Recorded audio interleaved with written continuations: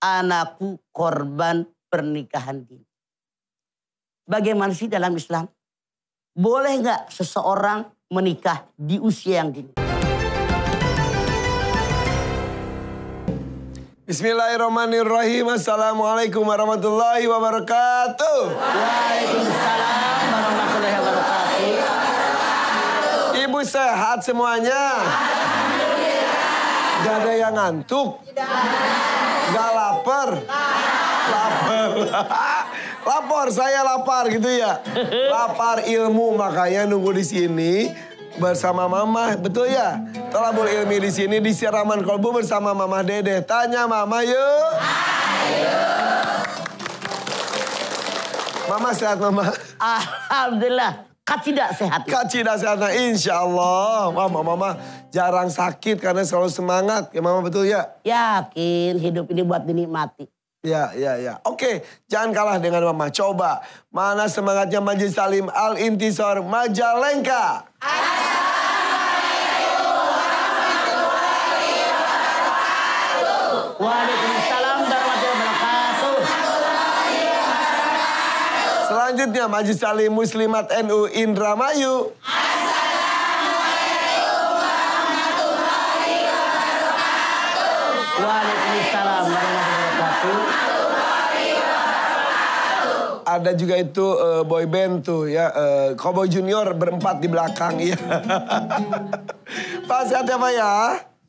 Oke, hari ini kita akan bahas nih. Apakah benar Mama pernikahan dini itu bisa memicu tingginya angka stunting atau anak kurang gizi? Betul. Gitu. Kenapa Mama? Karena yang namanya seorang ibu bertanggung jawab tentang makanan, minuman, apapun yang dikonsumsi oleh anak dan keluarganya. Oke. Yang kedua, pernikahan dini katanya picu kekerasan dalam rumah tangga juga. Bisa juga. Karena rumah tangga itu banyak yang dikerjakan. Seorang istri ngurusin suami, nyerpis keluarga, kemudian ngurusin rumah tangga, bebenah di rumah. Sementara kalau anak-anak boro-boro ngurusin suami, boro-boro ngurusin rumah tangga, dirinya aja bajunya masih dicuciin. Sip, kalau begitu. Boleh Mama memberikan tausiah mengenai hal tersebut? Mangga. Bismillahirrahmanirrahim. Assalamualaikum warahmatullahi wabarakatuh. Alhamdulillahi nahmaduhu wa nasta'inuhu wa nasta'gfiruh. Wa na'udzubillahi min syururi anfusina. Wa min sayyiati a'malina. May yahdihillahu fala mudhillalah. Wa may yudhlil fala hadiyalah. Asyhadu an la ilaha illallah wahdahu la syarikalah. Wa asyhadu anna Muhammadan abduhu wa rasuluh. Anakku korban pernikahan dini. Bagaimana sih dalam Islam? Boleh nggak seseorang menikah di usia yang dini? Para ulama mengatakan boleh. Contoh, Rasulullah SAW sejarah mengatakan beliau menikah dengan Siti Aisyah ketika Siti Aisyah berusia 6 tahun. Baru nikah. Tapi sejarah pula yang mengabarkan kepada kita, beliau serumah dengan Rasulullah ketika usia 9 tahun. Masih anak-anak apa enggak? Kenapa? Alasannya pada saat itu karena Islam baru dimulai. Abu Bakar orang hebat, orang kuat, orang terpercaya, orang yang berwibawa. Kalau Rasulullah menikah dengan putrinya Abu Bakar, Islam makin kuat. Makin jaya, makin berwibawa, itu tujuan. Tapi kalau kita zaman sekarang, bolehkah menikah di usia dini? Punten. Kembali kepada anak yang bersangkutan. Tiap individu, tiap keluarga, gaya hidupnya sama apa berbeda? Beda. Ada keluarga yang boleh jadi secara ekonomi sederhana.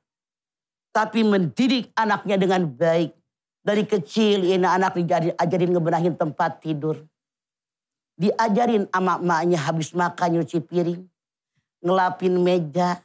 Ngerapihin baju dia. Ngejembreng. Ada yang begitu. Saya pernah melihat anak usia kelas SD. Berapa sih SD kelas 5, kelas 6? 12-an tahun 11, ya. 12. Tapi itu sudah terampil mengerjakan seluruh pekerjaan di rumah tangga.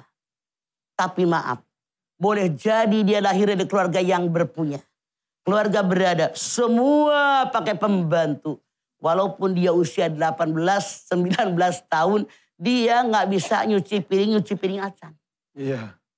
Jadi kalau saya melihat, kalau memang anak itu sudah siap untuk bisa ngurusin rumah tangga sih tidak masalah.